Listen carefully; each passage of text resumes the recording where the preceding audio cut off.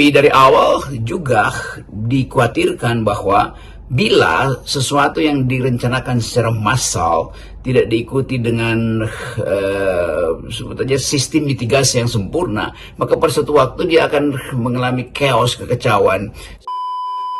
Program atau proyek makan bergizi gratis ini sudah bukan sekedar dicurigai, tapi disiniskan karena soal persiapan yang mungkin pada waktu itu tidak sempurna. Tetapi sebagai ide, makan siang bergizi ini adalah sesuatu yang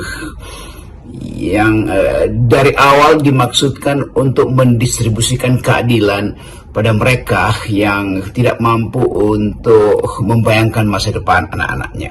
Karena itu murid-murid diatur makan bergizinya supaya ada persiapan untuk menjadi generasi yang produktif, punya kapasitas berpikir yang kuat dalam persaingan dengan generasi di belahan bumi lain. Itu yang disebut sebetulnya sebagai bonus demografi. Jadi bonus demografi itu bukan sekedar jumlah orang yang tersedia di satu zaman untuk menghasilkan produksi, tapi kualitas dari orang-orang yang tersedia itu.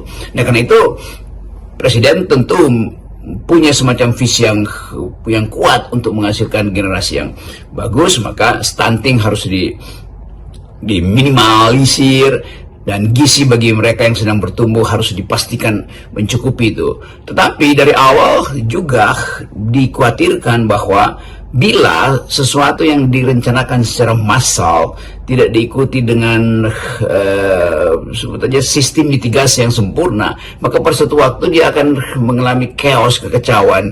Sebetulnya itu hal yang sudah berlangsung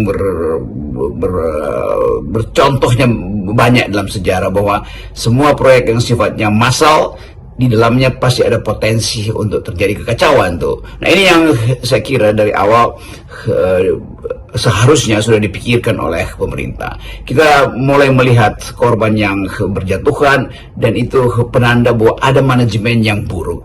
Tapi di belakang itu sebetulnya kita mau cari nilai apa yang sebetulnya lalai diperlihatkan atau dijadikan sebagai pedoman di dalam proyek makan bergizi gratis ini. Bukan sekedar soal kemampuan teknis untuk memasak, tapi juga sikap etis ketika kita berhadapan dengan makanan. Karena ini hal-hal yang seharusnya sudah kita bayangkan bahwa akan ada korupsi karena sifat dari program yang sifatnya proyek semacam ini. Maka korupsi mengubah sesuatu yang disediakan bergizi oleh alam menjadi racun akhirnya kan. Jadi saya simpulkan aja bahwa di dalam proses penyelenggaraan makan siang bergizi ini, alam menyediakan gizinya. Ya, saya menyebutnya korupsi mengubah sesuatu yang bergizi menjadi racun. Karena cara memandang makan siang bergizi ini kan juga cara memandang mumpungisme. Mumpung setiap hari ada potensi pemasukan yang besar, maka mumpungisme itu juga berubah menjadi mencuri sebetulnya. Jadi ini yang kita mau bayangkan, bahwa sikap etis di dalam penyelenggaraan makan siang bergizi ini tidak membayangkan atau tidak memperhatikan hak dasar dari para murid ini untuk memperoleh gizi yang sempurna, memperoleh masa depan. Jadi korupsi itu membatalkan masa depan para anak-anak ini.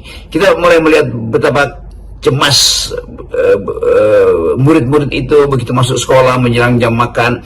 Orang tuanya cemas di rumah, muridnya juga cemas, gurunya juga cemas. Jangan-jangan satu sekolah akan kena racun lagi, jangan-jangan nanti akan diperiksa oleh pengawas. Lalu beberapa sekolah merasa bahwa lebih baik makan siang bergizi ini dibatalkan aja daripada kena sempritan dari pemerintah atau dari pengawas atau dari LSM atau dari jurnalis. Kan kita tidak lagi melihat meja makan itu menjadi meja kegembiraan.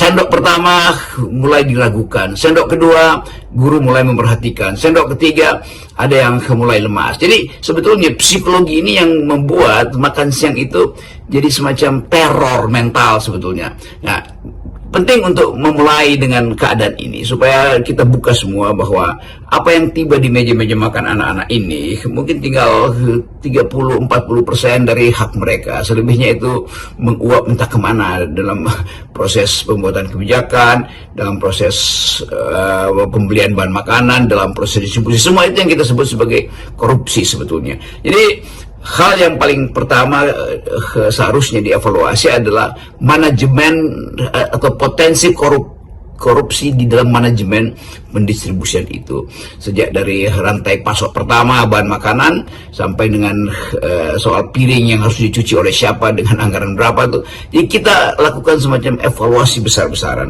karena ini adalah program yang harus berhasil.